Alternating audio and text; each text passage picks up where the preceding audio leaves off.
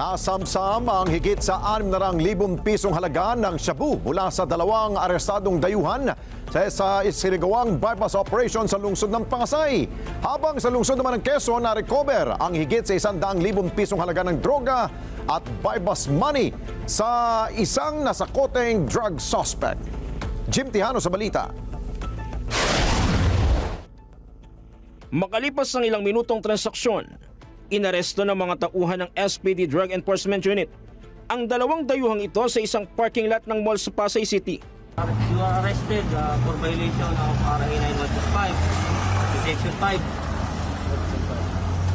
selling dangerous drugs, and you are violation of Section 26 in relation to Section 5 of RA 9165. Target sa operasyon ng Malaysian National na ayon sa Southern Police District, siyang tagabagsak sa mga parokyanong Chinese at Nigerian na naglulungga sa mga kondo sa Pasay City at Parañaque. Kasama sa inaresto ang sinasabing kagrupo ng dayuhan na isang Chinese national na si alias Chen. Dati siyang POGO worker at ayon sa kanya, dahil nawala na siya ng trabaho matapos ideklara ang pagban sa mga POGO dito sa Pilipinas, parang ito yung nakita niya na way para kumita siya ng pera. 100 gramo ng umano'y shabu, katumbas ng 680,000 pesos ang nasabat sa dalawang foreign national.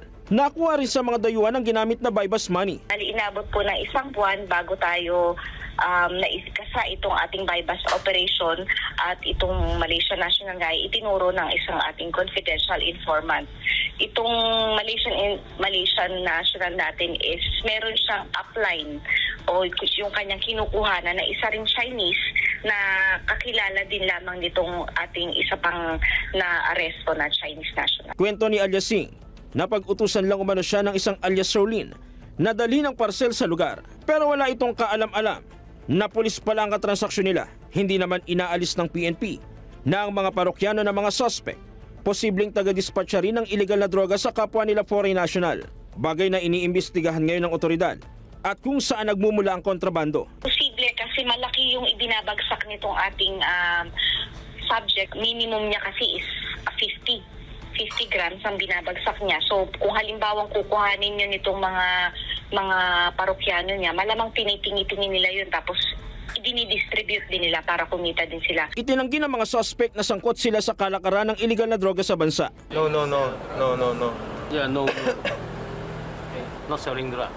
Inaalam ngayon ng Southern Police District sa Bureau of Immigration o BI kung may mga kaukulang dokumento ang dalawang naaresto. Nakabilanggo sa Pasay City Custodial Facility ang dalawang dayuhan na nahaharap sa mga reklamong paglabag sa Section 5 at Section 11 ng Article 2 of Anti-Illegal Drugs Act.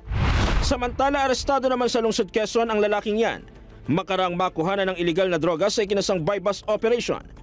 Sa pagsisiyasat ng pulisya, dati nang nakulong ang suspect sa kaparehong kaso. Nasamsam sa suspect ang higit 100,000 pisong halaga ng umano'y shabu at bypass money. Base sa confidential informant natin na ito'y lantaran nagbebenta ng pinagbabawal na gamot o shabu. Hindi naman na naitanggi pa ng suspect ang paratang sa kanya. Kailangan po sa pera. Pero sa'yo nakuha lahat ng droga na yun? Opo, sir. Jim Tihano, para sa mata ng Agila, matatag, matapang, matapat. Maraming salamat sa inyo pong pagsubaybay sa Mata ng Agila Primetime. Para malaman ang matatag, matapang at matapat na mga balita, i-follow lamang at mag-subscribe sa @Net25 TV.